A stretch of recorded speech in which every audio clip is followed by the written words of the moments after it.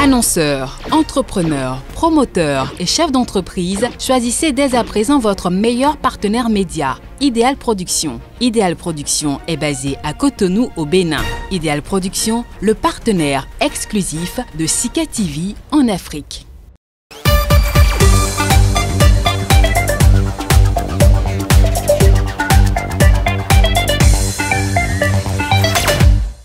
Une voiture piégée a explosé au moment où elle franchissait un barrage déployé par les forces de l'ordre. 2 agents de sécurité ont été tués, 5 autres ont été blessés et d'importants dégâts matériels sont à déplorer, a déclaré un responsable de la police à Seba, ville désertique située à 750 km au sud de Tripoli. Des images diffusées par la presse locale montrent des véhicules des forces de l'ordre sérieusement endommagés, entourés de débris de l'explosion. L'attentat n'a pas été revendiqué dans l'immédiat.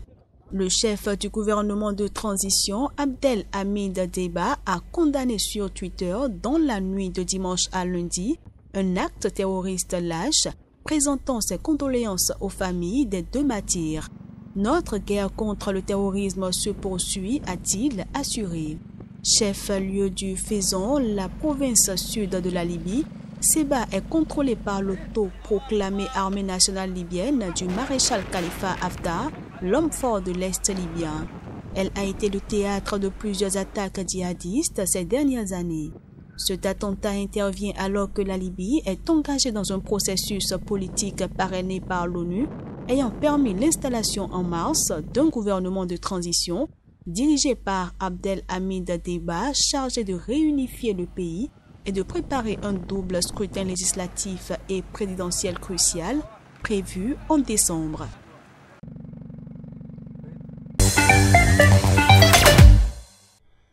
La ville d'Adabiya est contrôlée par les forces de l'homme fort de l'Est Khalifa Haftar, dans un pays qui tente de s'extraire d'une décennie de chaos et de lutte de pouvoir depuis la chute du régime de Muammar Kadhafi après une révolte populaire en 2011. Nous avons perdu tout contact avec le directeur jeudi lorsque des inconnus l'ont conduit de force à sa sortie du siège du CRL à Dadabiya, a déclaré Marie Al-Dersi, secrétaire générale du Croissant Rouge libyen, joint par téléphone par l'AFP à Benghazi à l'Est. Une enquête a été ouverte dès l'annonce de la disparition de Mansour Hati Al-Maghrabi, directeur de la branche du Croissant Rouge libyen à Adabiya, a dit à l'AFP une source sécuritaire dans la ville. Les recherches sont en cours pour tenter de le localiser et connaître les détails de cet enlèvement selon elle. De son côté, la mission d'appui des Nations Unies en Libye, MANUL, s'est dite préoccupée par l'enlèvement de Mansour Hati Al-Maghrabi le 3 juin, lorsque sa voiture a été interceptée par des hommes armés inconnus. Dans un communiqué, elle a demandé sa libération inconditionnelle et exhorté toutes les autorités à mener une enquête rapide et transparente sur cette disparition forcée. Un accord de cessez-le-feu a été conclu en octobre 2020 entre les camps rivaux dans l'est et l'ouest de la Libye. Un gouvernement unifié et transitoire a été formé dans la foulée, sous l'égide de l'ONU, pour mener le pays à des élections législatives et présidentielles prévues en décembre. Le gouvernement est installé dans la capitale Tripoli et malgré les progrès enregistrés sur le plan politique et la fin des combats, la situation sécuritaire reste précaire, notamment dans l'est du pays. Le FBI, l'agence européenne de police Europol et plusieurs capitales ont révélé ce mardi que des milliers de téléphones censés permettre aux criminels de passer inaperçus pour organiser leur trafic de drogue, d'armes ou même des projets d'assassinat avaient été disséminés dans les rangs de la mafia, de syndicats asiatiques du crime organisé, de cartels de la drogue ou encore de gangs hors la loi de motards. Outre les arrestations et l'interception de cargaisons de drogue, plus de 100 menaces mortelles ont été déjouées grâce à cette opération, a expliqué le directeur adjoint du FBI.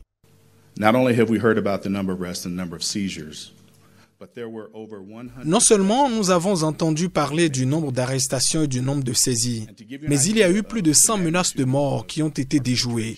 Et pour vous donner une idée de l'ampleur de notre infiltration, nous avons pu avoir des photographies de centaines de tonnes de cocaïne dissimulées dans des cargaisons de fruits.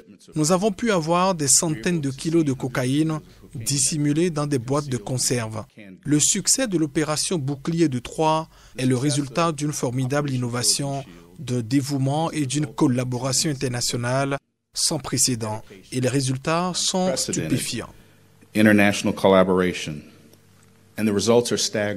Baptisée Bouclier de Troie, cette opération internationale impulsée par le FBI reposait sur un appareil appelé Anom qui a été distribué dans plus de 100 pays à des malfaiteurs qui l'utilisaient pour communiquer sans se douter que la police était aussi destinatrice des 20 millions de messages qu'ils ont au total envoyés.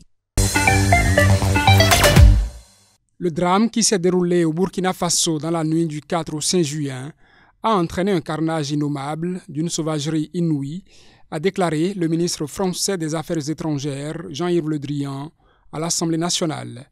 Il s'agit de victimes innocentes d'une lâcheté terroriste, a ajouté le chef de la diplomatie française, qui est attendu vendredi à Ouagadougou, tout en soulignant que ses auteurs n'étaient pas encore identifiés. Quelques 7000 familles ont fui leur foyer après l'attaque contre le village de Solane, au nord-est, dans une région frontalière avec le Mali et le Niger, qui a officiellement fait 132 morts, selon le gouvernement burkinabé. Des sources locales ont déclaré de leur côté que 160 personnes avaient été tuées lors de cette attaque considérée comme la plus meurtrière menée par des djihadistes présumés au Burkina depuis 2015.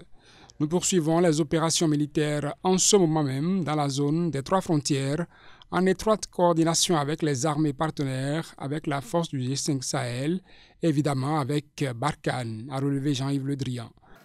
Mais ce que nous montre cet événement dramatique, c'est que les actions militaires ne suffiront pas si on ne reprend pas les territoires, si les États ne reconquièrent pas leur propre territoire. Le Burkina Faso est confronté, comme ses voisins du Mali et du Niger, à des attaques djihadistes de plus en plus fréquentes et meurtrières. Les forces de sécurité peinent à enrayer la spirale de violence djihadiste qui ont fait depuis 2015 plus de 1400 morts et plus d'1 million de déplacés. Côté malien, Barkhane a suspendu ses opérations conjointes avec les forces maliennes dans l'attente de garanties sur la transition politique après le nouveau coup de force fin mai du colonel Assimi Goïta. Lundi, au premier jour de la visite de la directrice générale de l'UNESCO, Audrey Azoulay, en Tunisie, qui dure jusqu'à ce mercredi, elle a appelé la communauté internationale à se mobiliser pour explorer et protéger le patrimoine subaquatique. Les principaux sites archéologiques de Carthage, situés dans la périphérie aisée de la capitale Tunis, sont régulièrement grignotés par des bâtiments résidentiels ou des constructions rudimentaires. Elle a annoncé des explorations prochaines au large de la Tunisie et de la Sicile sur les bancs de Skerki où 5 épaves romaines datant d'une période comprise entre le 1er siècle avant Jésus-Christ et le 4e siècle après Jésus-Christ ont été découvertes par l'Italie en 2018. De Carthage, nous avons évoqué la question des sites du patrimoine mondial, de leur conservation, de leur transmission, de leur protection, mais plus fondamentalement la question de l'éducation, surtout après cette période de Covid et de fermeture des écoles dans un grand nombre de pays, et de l'importance aussi de la coopération scientifique qui est indispensable dans le XXIe siècle. Je vous remercie. Les eaux constituent le plus grand musée du monde avec leurs 3 millions d'épaves à explorer, a déclaré à l'occasion des 20 ans du vote d'une convention encadrant l'archéologie sous-roubaine, la directrice de l'UNESCO.